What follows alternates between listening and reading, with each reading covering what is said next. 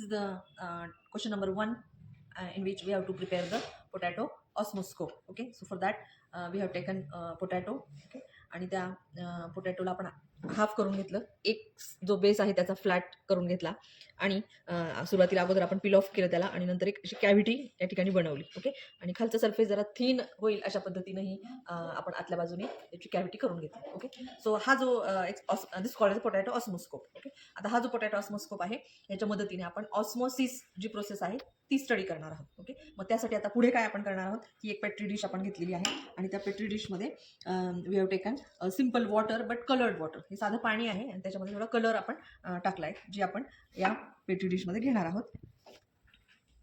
ठीक आहे, त्यानंतर या पेट्री डिशमध्ये आपल्याला हा पोटॅटो ऑस्मोस्कोप ठेवायचा आहे.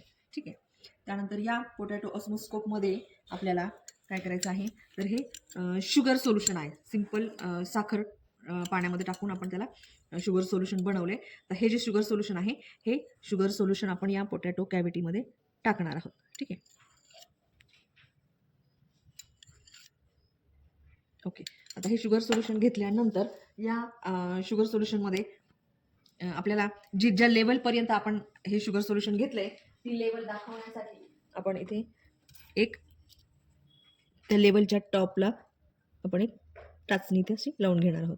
ठीक आहे, आणि आता हा जो एक्सपेरिमेंट आहे ह्या एक्सपेरिमेंटमध्ये आपण बाहेरून जे कलर्ड वॉटर घेतलेलं होतं त्याचं concentration it is hypotonic solution. ते काय आहे, हायपोटॉनिक सोल्युशन आहे. वेअर ॲज जे शुगर सोल्युशन आपण घेतलं पोटॅटो कॅव्हिटीमध्ये it is a hypertonic solution. Okay, त्याचं कॉन्सन्ट्रेशन जास्त आहे. ठीक आहे, या एक्सपेरिमेंटमध्ये हा पोटॅटो जो आहे तो सेमी परमिएबल मेम्ब्रेन म्हणून काम करणार आहे. ओके, आणि ह्या सेमी परमिएबल मेम्ब्रेन थ्रू जे काही वॉटर आहे त्या वॉटरची मुवमेंट या ठिकाणी होणार आहे from low concentration to high concentration. Okay, म्हणजेच बाहेरच्या पेट्री डिशमधून जे वॉटर आहे विच इज कलर्ड वॉटर ते वॉटर काय होणार आहे, पोटॅटो मेम्ब्रेन थ्रू आतमध्ये कॅव्हिटीमध्ये एंटर होणार आहे. ठीक आहे, आणि त्यामुळे काय होणार आहे तर पोटॅटो कॅव्हिटीमध्ये जे सोल्युशन होतं त्याची लेवल वाढणार आहे, कारण बाहेरून पाणी आतमध्ये एंटर झालेलं आहे. So water is enter from outside to inside, it is called as endo osmosis. Okay, ह्याला काय म्हणणार आपण, एंडो ऑस्मॉसिस असं म्हणणार. आणि आतमध्ये वाढलेली लेवल जी आहे तर ती कशी कळणार आपल्याला, आपण बाहेर कलर्ड सोल्युशन घेतलं होतं त्यामुळे ते कलर्ड वॉटर आतमध्ये एंटर होईल आणि